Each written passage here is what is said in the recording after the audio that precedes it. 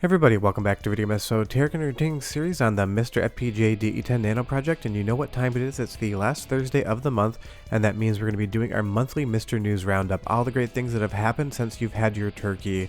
Before we get too far involved though, do me a huge favor, go down below, hit like and subscribe, and ring that notification bell, definitely helps us out. And if you feel so inclined to want to support the channel, we got a Patreon link down below as well. But right off the top, Robert or FPGAZumSpass implementing the TLB virtual memory addressing space for the Nintendo 64 core is one of the best things that happened this month. It brought so many new games to life, including both Castlevanias, which are some of my favorite Nintendo 64 games of all time. Now granted, as of the recording of this voiceover 2 days before the episode goes live, TLB implementation is not done yet, but it was one of the big hurdles and steps to the development of the core that we were waiting to see, and in the last week and a half we started getting all of those coming in, and that's so much fun just to see how far this core has come since it started active development and since the first game was playable in July of this year. It is insane to think that it's been less than 6 months and we've gone from basically Hello World test demos to running something like Paper Mario on MiSTer FPGA. Long thought impossible, the Nintendo 64 is definitely already here on MiSTer today, and I can't wait to see what December brings. Robert promised one game before the end of Christmas, and it seems like at this rate it's going to be one game that doesn't work by Christmas. But things like Perfect Dark are now playable. They might not have a perfect frame rate because some of the data caching things with TLB are not 100% buttoned up yet, but games like Goemon are going to work, and this is one of the games that everyone requested more often than not on my testing videos. 1 out of every 2 comments was going to be Mystical Ninja, and it's so much fun to be able to watch the real-time progress of this core develop. It has been basically turbo rapid fire iteration on the core. You'd get 1 new update and 10 new games, and then 24 hours later Robert would somehow bring you another 10 games on another new core. Turoks are running. It's just so much fun to see this happen, and it's definitely one of my favorite news bits of the month. But I've got a question for you guys down below. December is coming up. Do you want a December news video, or do you want a MiSTer year in review talking about all of the things that happened in the year of 2023 for MiSTer, or do you want both? Tell me down below, because I've got ideas for all 3 and I'm just not decided as of yet. But honestly, stuff like Killer Instinct Gold, a game that everyone wanted to play, now works on the current core as of the recording of this video. It is possible that a new core will have some regressions and maybe a few of these games will stop working, but for the most part the Nintendo 64 core is in the home stretch, and I cannot wait to see what the next core brings. There's still some games that don't work, there's some games that need improvements to the frame rate, so I'll let you know when that happens in an extra video. Now onto a device side thing, Wickerwaka has released the MiSTer Laggy, and outside of being an absolutely tiny implementation of a lag tester, it is exactly that, a lag tester. You can use this with a MiSTer core that was developed to use the device to check all of your different controllers, whether they're hardwired via USB, SNAC, Bluetooth, 2.4 GHz. It's got a USB-C port on the bottom, and I will have a video on this coming up shortly. It is just a very long video to make. But what this does is allow you to hold it up to your monitor, whatever you're using, television, monitor, things like that, and you can figure out how much lag is being introduced between the controller input button press and the actual response on screen. It is about the size of a quarter and a little bit larger than a 20-euro-cent piece. And I'm going to have a lot more stuff coming up with Laggy as well as Reflex Adapt in the month of December. I'm going to be going through a lot of the different controllers, talking about lag, but Wickerwaka absolutely nailed this device, and I will leave a link in the description below if you want to pick one up. It is absolutely economical and it gives you so much information about your MiSTer. I love it, and it is great. Now moving on to the Jotego side, yes, this happened in October, but it was after the news video. If you haven't heard already, Patreon members for Jotego get the Splatterhouse core.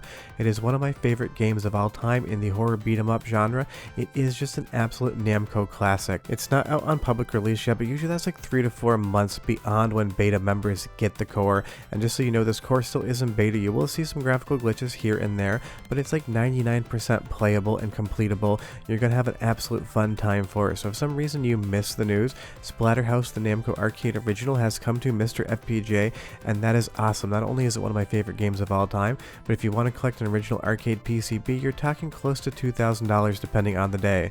So an FPGA core is no complaint on my end. Now keeping with Jotego and his team, they've also brought Thundercross over from Konami. He's been bringing a lot of Konami stuff over lately, and I hope to see what comes soon. I'm hoping in 2024 we get some of those 16-bit Konami arcade games that you all know and in love. But if you're looking for another new awesome shmup to play, Thundercross absolutely has you covered, because Konami made great shmups, and this has one of the best soundtracks I think that they have ever done. It is just a classic. This is going to be another core that you get if you're a Patreon member for Jotego, and again, it's usually like 3 to 4 months after that beta period ends that they come to public, but it's like $5 a month, so you definitely should think about that. And I love some of the sprite scaling as well. Those missiles coming in from the background, I looked a little too close and ended up getting killed there, but it's just another awesome arcade game coming over to MiSTer in the month of November, and I can't wait to see what Jotego brings out for December. He likes to do holiday themed releases, obviously Splatterhouse for October, so I'm thinking of a few games that could be Christmas themed that he could bring to us. But if you can think of anything down below, leave me a comment and we'll see who maybe ends up being right. But sticking with Jotego and his team, we got another arcade release for the month of November, and that is going to be Gangbusters. And if that's not Rick from Rick and Morty, I don't know who it is. It's actually Officer Smith and Officer Wesson, and if you get that joke, you'll find it pretty funny. But this is another classic Konami game released in 1998. It's obviously a tate or vertical run and gun game, and it has a lot of humor in it. It's super fun, but I'm assuming it's one that not that many people remember. Tell me down below if you knew about this game, if you played it back in the day, or if you're learning it for the first time on MiSTer or from this video. But Jotego's constantly adding new cores, and he's doing a lot of Konami stuff, which makes me very, very happy, and it makes me wonder what he has planned for 2024. And before you ask, there have been no updates on Capcom CPS3 as of yet, so I'm assuming that's going to be a next year project, maybe even IGS PGM if we are lucky. But it's fun to get these games on MiSTer, especially because this is not an arcade game you're going to see in many arcades whatsoever. It's a rare game, it's an obscure game, but now on MiSTer you can play it today and have a ton of fun with it. And trust me, if you got a friend over, it makes an even better 2-player game than a 1-player game. So definitely check Gangbusters out. I think you're 100% going to enjoy it. Now moving over to the Sega Saturn side of things, we haven't seen any core updates recently from SRG 320, so hopefully maybe in the month of December we will see something, but given the situation, we are in no rush whatsoever. Anytime he updates the core, we are very happy people for multiple reasons. But I am still testing games on Sega Saturn, and if you want to know of a game, whether or not it's working, leave me a comment down below and I'll try to get into the next couple batches of testing series, because they're so much fun to do and you guys really love playing and watching them. But even right now, the core is not done. So many games are working so well. Something like Gex or Resident Evil here, you're going to have a fun time. You're going to be able to complete the games. They might not be perfect, but they're going to be enjoyable. So if you've been holding off on Sega Saturn until you heard the core is 100% done, I definitely wouldn't. Give it a chance today. You're going to have a lot of fun. And I know what you're thinking. Well, what games are currently working? I don't want to just download stuff and screw it up. There is a list that is kept for the MiSTer Saturn core that's going to show you all the games that are working under single and dual RAM, and the games that aren't working whatsoever right now. I will leave a link in the description below you, but you can scroll through this, decide what game you might want to play and test it. Something like Dead or Alive here is going to be marked as playable for the Japanese version with some slowdown, or something like House of the Dead, it's going to list a JP101 BIOS.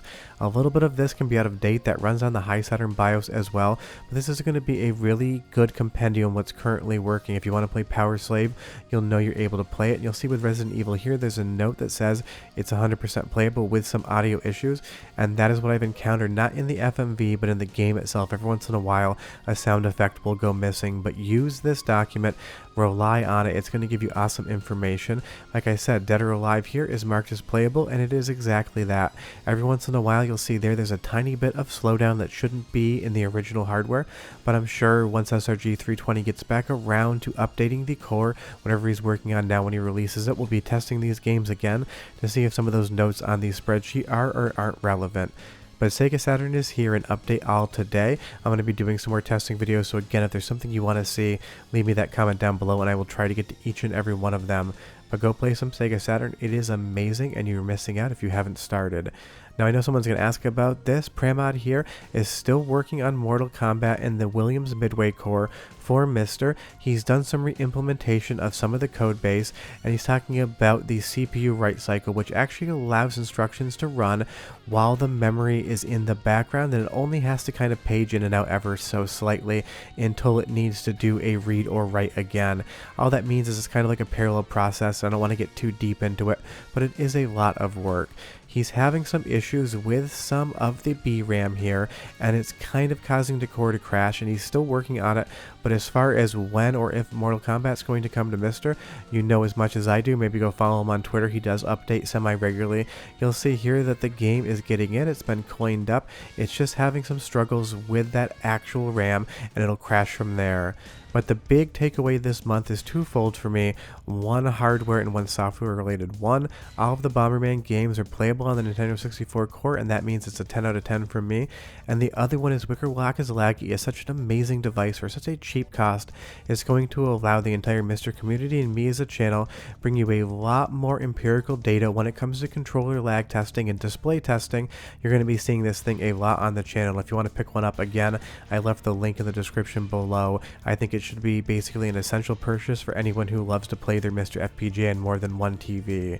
But that's all the news that happened in November. It's been a great month, and I can't wait to see what December brings. Hope you all had a good Thanksgiving if you're in America, and if you celebrate Christmas or Hanukkah or any other holiday, I hope you end up having a great December holiday season. It's not like I'm going anywhere, you'll hear from me, but I just wanted to say that out loud to know that I actually care about you guys, and I hope you're having a good time. But tell me down below, do you want a MiSTer year-end review recap? Do you want December news, or do you want them both? Short of that, go play some MiSTer, Saturn, Nintendo 64, Jotego cores, they're all there. Bye-bye.